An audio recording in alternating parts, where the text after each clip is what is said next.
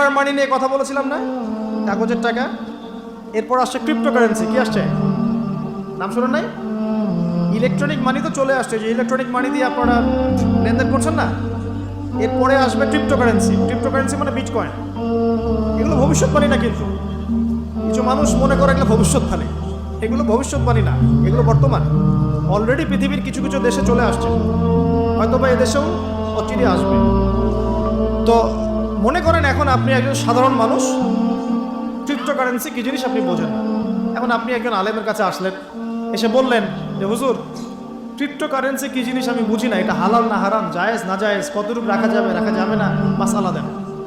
এখন আমি যদি আপনাকে বলি, এই যে ভাই নেন কোরআন, এই যে তাফসীর ইবনে কাসির নেন, জালালাইন নেন, মারিফুল কোরআন নেন, এই যে বুখারী, মুসলিম, তিরমিজি, আবু দাউদ, নাসাই, সবগুলো নেন, বাসায় গিয়ে পড়াশোনা করে মাসালা বের করেন।